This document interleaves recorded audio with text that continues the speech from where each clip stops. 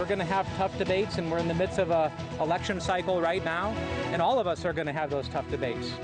But in the United States of America, you do not get to attempt to assassinate our elected officials and our candidates. It's unacceptable.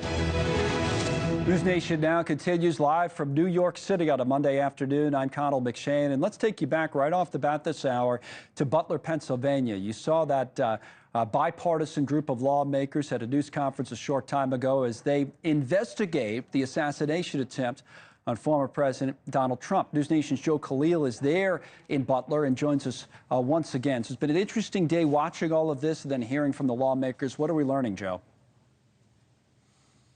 Yeah, it has been, Connell, and they appear to have gotten out of this experience what we got initially when we showed up here and actually saw the grounds. It does give you a different perspective than what you'd get from just watching the video clips or seeing the pictures of it. If your job is to investigate this, as it is for this congressional task force, these 13 members, being here adds real value. I asked the chairman of this committee here, this task force, Congressman Mike Kelly, about that. This is what he told us.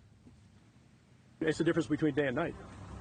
When you're actually here on this surface, when you're actually walking in these grounds, when you're actually going to the building, when you're actually up on the roof, when you're actually looking at where did we have people positioned, where was the shooter positioned, if you can actually look at that right now in person, then all the rest of the pictures right away, it's like, okay, I got it, I know where that was. So the big thing for us being here today was to actually be on the ground, get familiar with the ground, be comfortable with the questions we were going to ask because of the way it was laid out.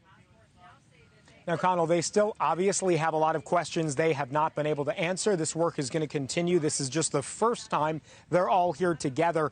But couple things, actually, I want to point out. One, I talked to Congresswoman Madeleine Dean after the press conference was all done. She's walking back to the car.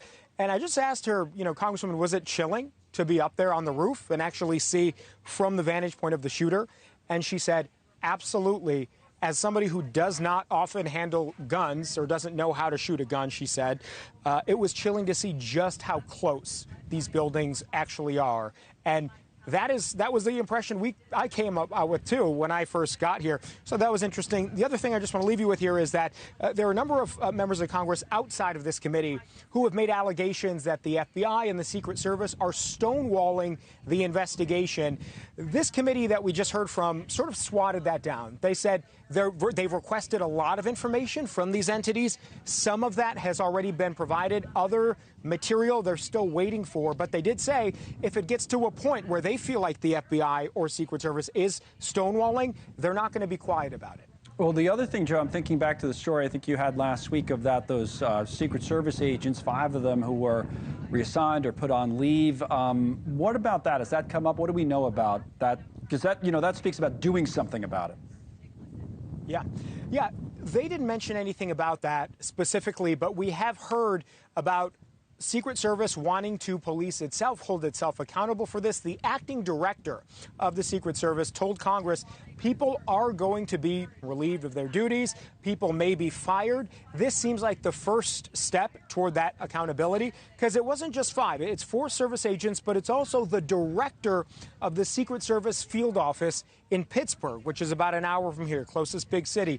So that in itself is significant. These people are not fired, but they're relieved of their duty. They're not allowed to do most of the work that they typically would do. So it's a beginning, but it is one step toward action, toward accountability. You can expect there's going to be a lot more before all this is said and done. Yeah, I would think so. We're going to talk more about that right now. As a matter of fact, Joe, thank you. Thanks so much for watching. Just go to joinnn.com to find NewsNation on your television provider. And don't forget to click the red subscribe button below to get more of NewsNation's fact-driven, unbiased coverage.